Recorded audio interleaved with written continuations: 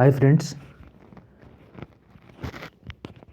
आज हम लोग कुछ करंट अफेयर्स के क्वेश्चन को देखेंगे जो आने वाले बीपीएससी एग्ज़ाम के लिए काफ़ी इम्पोर्टेंट है। अभी ये टाइम ही है हम लोग का कि हम लोग काफ़ी अच्छे करंट अफेयर्स के ऑब्जेक्टिव को रिवाइज करें और ये रिवीजन का ही टाइम है, इसलिए काफ़ी अच्छा सेट लेके आया हूँ ताकि आप लोग के लिए काफ़ी बेनिफिट भी हो। तो स्टार्ट करते हैं अपने वीडियो को।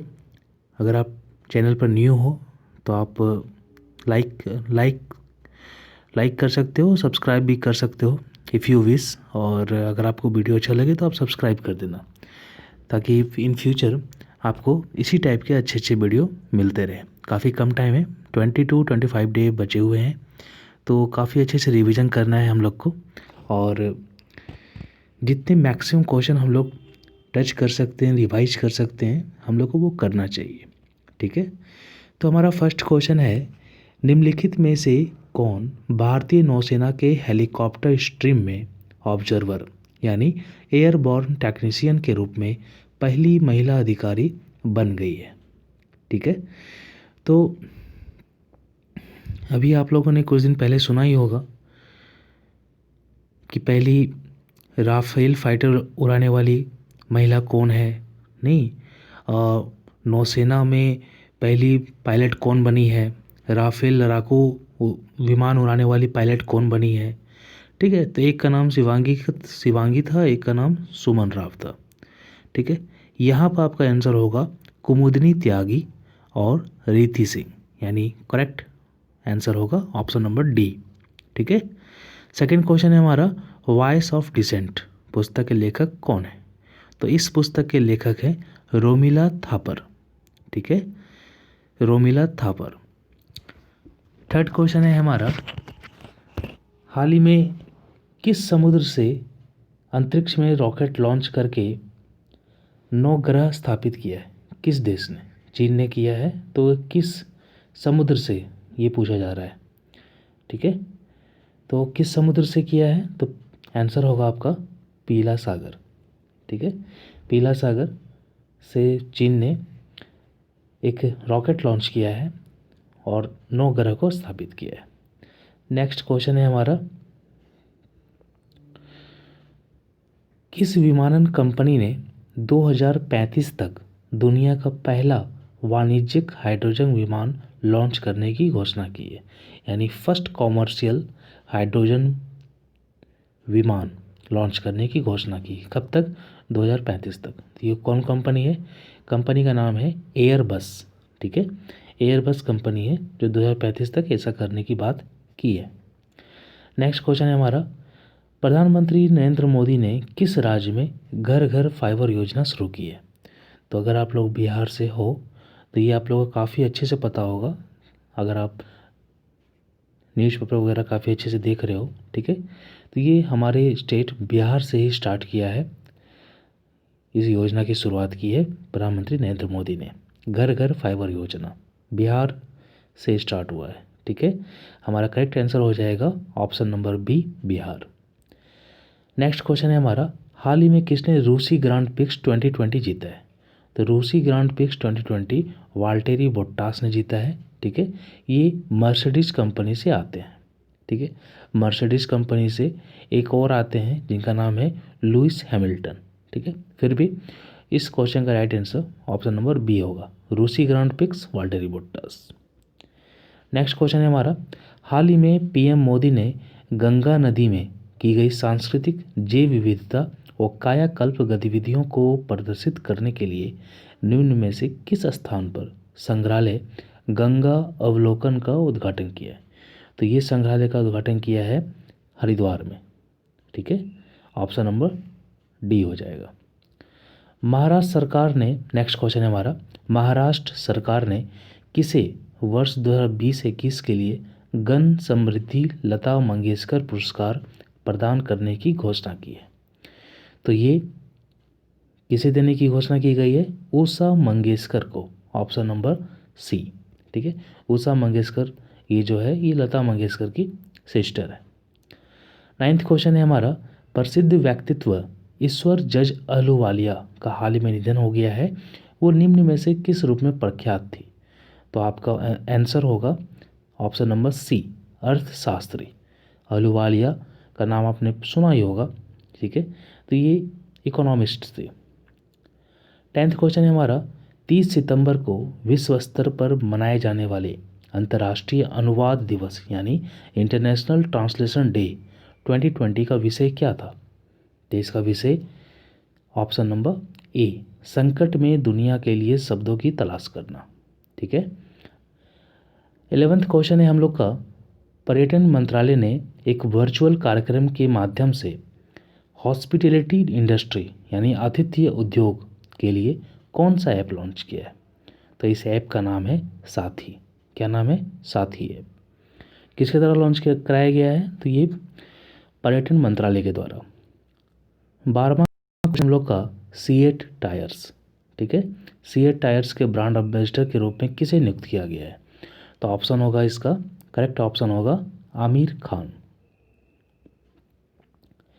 नेक्स्ट क्वेश्चन है हम लोग का, केंद्र सरकार सार्वजनिक स्वास्थ्य देखभाल खर्च को 2025 तक 1.15% से बढ़ाकर कितना प्रतिशत करेगी?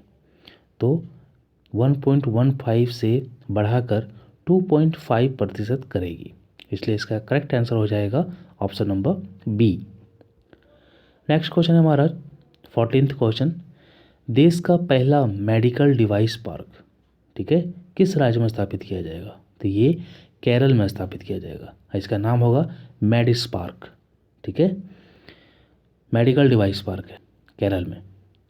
15th क्वेश्चन है हम लोग का, काफ़ी स्पीड चलने का कारण यही है कि काफ़ी ज़्यादा ऑब्जेक्टिव क्वेश्चन हम लोग आज सॉल्व करने जा रहे हैं और कम टाइम में अगर सॉल्व करेंगे, क्योंकि ये रिवीजन है, this is not the foundation for the, मतलब ये कोई फाउंडेशन क्लास नहीं है आपके करंट अफेयर्स के लिए, ये जस्ट रिवीजन क्लास है, ठीक है। तो इसलिए काफ़ी अच्छे से थोड़ा सा स्पीड चलने का कारण यही है।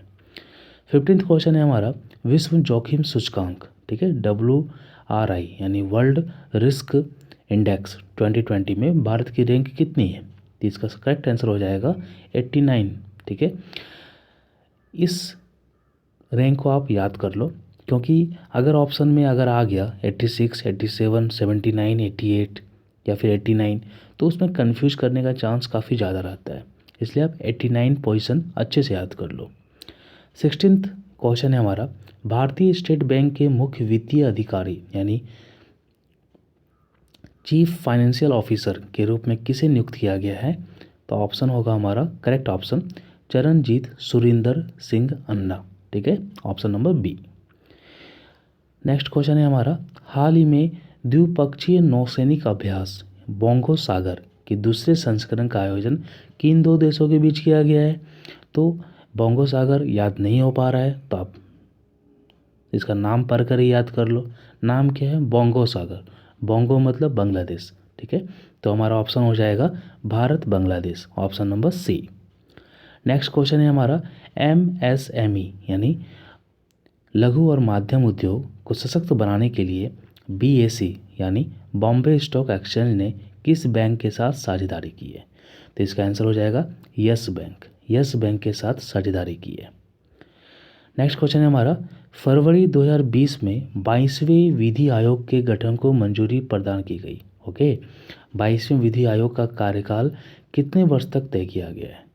तो ये इनका कार्यकाल 3 वर्ष तक तय किया गया है, ठीक है। और ये हमेशा 3 वर्ष का ही इनका टर्म होता है, ठीक है। तो आपको याद क्या करना है, विधि आयोग का, कौन से विधि आयोग का कार्यकाल तय किया गया है? तो 22वें विधि आयोग का कार्यकाल तय किया गया है, 3 वर्ष। 20 क्वेश्चन है हमारा, भारत में निर्माणाधीन विश्व का दूसरा सबसे बड़ा मालवाहक रेल परिचालन नियंत्रण केंद्र किस शहर में बन रहा है? ठीक है, यानी विश्व का दूसरा सबसे बड़ा मालवाहक रेल परिचालन नियंत्रण केंद्र कहाँ बन रहा है? तो ये हमारा प्यारा प्रयागराज में बन रहा है। तो ये हमारा सेट 1 था। एक हमारा सेट नंबर 2, ठीक है, इसे भी हम लोग रिवाइज करते हैं, ठीक है। काफ़ी अच्छे अच्छे क्वेश्चन हैं, आप लोग बस कूल माइंड होके सुनते जाओ और देखते जाओ, अपना रिवीजन करते जाओ। ठीक है, फर्स्ट क्वेश्चन है हमारा, वर्ष 2020 में यूनाइटेड नेशन ने अपनी कौन सी वर्षगांठ को बनाया? तो यूनाइटेड नेशन का जो इस्टेब्लिशमेंट ईयर है, यानी कौन से साल ये स्थापित हुआ था, वो 1945 है। ठीक है, तो उस वहाँ से भी आप कैलकुलेट करके देख सकते हो कि कितना साल होता है। ठीक है, तो इसका करेक्ट आंसर हो जाएगा ऑप्शन नंबर डी, 76वीं वर्षगांठ बनाया है यूनाइटेड नेशन। ठीक है, इसका हेडक्वार्टर न्यूयॉर्क है। ठीक है, सेकंड क्वेश्चन है हमारा, हाल ही में केंद्र ने प्रधानमंत्री आवास योजना के तहत स्ट्रीट विक्रेताओं के लिए कितनी राशि के परिव्यय को मंजूरी दी है? तो ये होगा 600 करोड़ रुपए, option number D. Third question है हमारा, निम्नलिखित में से किस राज्य ने फसल सर्वेक्षण के लिए ई पिक पाहनी ऐप लॉन्च किया है? तो फसल सर्वेक्षण देखकर आप पंजाब पर मत चल जाना। ठीक है, अभी पंजाब के किसान लोग का कुछ ज़्यादा ही आंदोलन वगैरह करने स्टार्ट कर दिए हैं, लेकिन इसका करेक्ट आंसर हो जाएगा ऑप्शन नंबर डी, महाराष्ट्र। ठीक है, फसल सर्वेक्षण के लिए आपसे ये भी क्वेश्चन पूछा जा सकता है कि निम्न ये जो ऐप है ई पीक पाहनी, इसका संबंध किससे है? ऑप्शन दे दिया जाएगा। ठीक है, विज्ञान से है, कृषि से है, या फिर प्रौद्योगिकी से संबंध रखता है, या फिर खेल से संबंध रखता है, या फिर कोरोना से संबंध रखता है। तो उसमें आपको देखना पड़ेगा, ये कृषि से संबंध रखता है। ठीक है, फसल सर्वेक्षण के लिए। फोर्थ है हमारा, वेगई बांध पिछले दिनों खबर में रहा है, वेगई बांध कहाँ पर है? ठीक है, तो ये वेगई बांध जो है ये हमारा तमिलनाडु में है। ठीक है, वेगई रिवर के ऊपर वेगई बांध बना हुआ है। ठीक है, तमिलनाडु में, option number D. Fifth question है हमारा, निम्नलिखित में से किसने इटालियन ओपन में महिला एकल प्रतियोगिता जीती है? तो कौन जीती है? तो सिमोना हालेप जीती है। ये जो है रोमानिया की है। ठीक है, आप लोग को देश याद करना ज़रूरी है, क्योंकि पिछले साल दरोगा के एग्ज़ाम में, जो दरोगा का एसआई एग्ज़ाम हुआ था, ठीक है, उसमें ये क्वेश्चन आया था, शायद इसी साल हुआ है मेरे ख्याल से, याद नहीं मुझे, मतलब पिछले बार का जो दरोगा एग्ज़ाम हुआ है एसआई प्री, ठीक है, उसमें क्वेश्चन था कि कोई टेनिस खिलाड़ी का नाम था और ये बोला गया था कि ये किस कंट्री से बिलोंग करते हैं, ऐसा क्वेश्चन था। तो आप लोग को जब भी कोई टेनिस खिलाड़ी दिखे, ठीक है, या कोई भी खिलाड़ी दिखे, तो उसका कंट्री का याद करना ज़रूरी है। नेक्स्ट क्वेश्चन है हमारा, अस्तित्व में आए देश की चिकित्सा शिक्षा के सर्वोच्च न्यायालय राष्ट्रीय चिकित्सा आयोग, आप लोगों ने सुना होगा, नेशनल मेडिकल काउंसिल, तो उसके अध्यक्ष के बारे में पूछा जा रहा है कि किसको चेयरमैन बनाया गया है एनएमसी का? तो आंसर हो जाएगा हमारा सुरेश चंद्र शर्मा जी को एनएमसी का अध्यक्ष बनाया गया है। सेवंथ क्वेश्चन है हमारा, 12 दिसंबर 2020 को निम्न में से किस देश के द्वारा वैश्विक जलवायु शिखर सम्मेलन की सह मेजबानी की जाएगी? तो 12 दिसंबर को जो वैश्विक जलवायु शिखर सम्मेलन होगा उसकी सह मेजबानी करेगा ब्रिटेन और यूएन।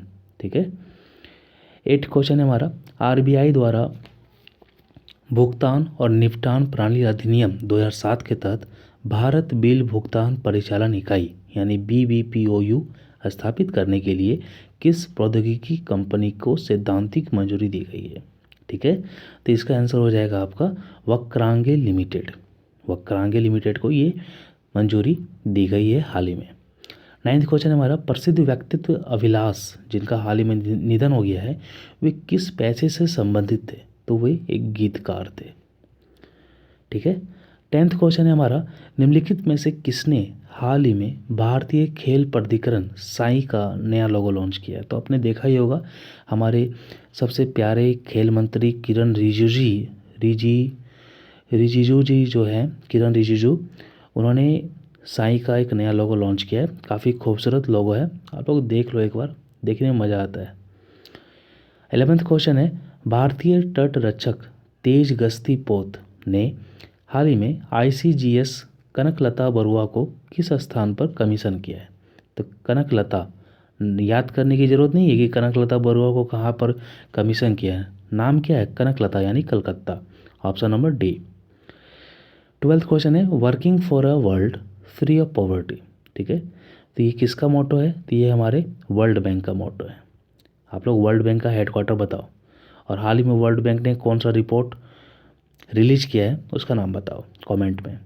थर्टीन्थ क्वेश्चन है हमारा, 2019-20 में भारत में एफडीआई का सबसे बड़ा स्रोत यानी सोर्स कौन सा देश बना है? तो काफ़ी इजी क्वेश्चन है, सिंगापुर हमारा option number D. 14th question, सितंबर 2020 को जारी IIFL wealth Hurun India rich list में किसे शीर्ष स्थान प्राप्त हुआ है? तो ये मुकेश अंबानी जी को शीर्ष स्थान प्राप्त हुआ है, option number D. 15th question हमारा, निम्नलिखित में से कौन फेस मास्क की कीमतों को कैप करने वाला पहला राज्य बन गया है? यानी कि फेस मास्क की जो कीमत होगी उसको कंट्रोल करने वाला पहला राज्य बन गया है, तो वो है Maharashtra, option number D. 16th question है, केंद्र सरकार ने टेलीकॉम स्पेक्ट्रम आवंटन प्रक्रिया को कारगर बनाने हेतु किसकी अध्यक्षता में सचिवों का एक पैनल गठित किया है? जिसका आंसर हो जाएगा राजीव गौबा। आप लोग याद कर लो, राजीव गौबा का संबंध टेलीकॉम स्पेक्ट्रम आवंटन संबंधी कमेटी से है। नेक्स्ट है हमारा, भारत में इको टूरिज्म को बढ़ावा देने के उद्देश्य से शुरू किए गए कार्यक्रम माई गंगा माई डॉल्फिन के तहत निम्न में से कौन सा स्थल इस इको टूरिज्म स्थल की सूची में शामिल नहीं है? तो इसमें हरिद्वार शामिल नहीं है, बाकी कहलगांव, बंडेल और प्रयागराज शामिल है। नेक्स्ट है हमारा 18 का क्वेश्चन क्या है, AIFF अवार्ड्स 2019-20 में किसे AIFF पुरुष फुटबॉलर ऑफ द ईयर चुना गया है? तो इस क्वेश्चन का आंसर आप सुनील छेत्री को देखते हुए टिक नहीं लगा दोगे। ये दिया गया है गुरप्रीत सिंह संधू को, ठीक है। बहुत लोग सुनील छेत्री को लगा के आ जाएंगे, लेकिन ऑप्शन नंबर सी होगा, गुरप्रीत सिंह संधू। नेक्स्ट है 19th क्वेश्चन, ISFR 2019 की रिपोर्ट के अनुसार सर्वाधिक वनावरण प्रतिशत वाला राज्य कौन सा है? ध्यान दीजिएगा, यहाँ पर सर्वाधिक प्रतिशत पूछ रहा है, तो आंसर हो जाएगा मिजोरम। अगर सर्वाधिक क्षेत्रफल पूछता तो आपका आंसर हो जाता मध्य प्रदेश। तो ये सब छोटी छोटी मिस्टेक आप लोग देखोगे और काफ़ी अच्छे से क्वेश्चन को सॉल्व करोगे। 20 एंड लास्ट क्वेश्चन है हम लोग का, ग्वालियर चंबल एक्सप्रेस वे का नाम अब अटल बिहारी वाजपेयी चंबल एक्सप्रेस वे हो गया है, जिसकी लंबाई 404 किलोमीटर है। किन किन राज्यों को जोड़ेगा? तो ये हमारा मध्य प्रदेश को जोड़ेगा और ये हमारा उत्तर प्रदेश को जोड़ेगा। अब बीच में क्या आ जाएगा? राजस्थान, ठीक है। तो हमारा आंसर हो जाएगा सी, ठीक है। ये भी क्वेश्चन आ सकता है कि ये जो एक्सप्रेस वे है ये कब तक कंप्लीट हो जाएगा? तो 2023 तक ये कंप्लीट हो जाएगा, ठीक है। तो थैंक यू, हमारा 2 सेट का क्वेश्चन हमने सॉल्व किया, ठीक है। आई होप आप लोग को अच्छा लगा होगा, ठीक है। अगर कुछ कमी दिख रही है तो आप लोग उसको कमेंट करो, ठीक है, क्योंकि हमें हर चीज़ को एक्सेप्ट करना चाहिए। कुछ खूबियाँ दिख रही है या फिर कुछ कमियाँ दिख रही है, हमें दोनों चीज़ों को एक्सेप्ट करना चाहिए। उसी मोटो के साथ आप लोग को बहुत बहुत थैंक्स कि आपने ये वीडियो देखा और आई होप काफ़ी आपको हेल्प करेगा।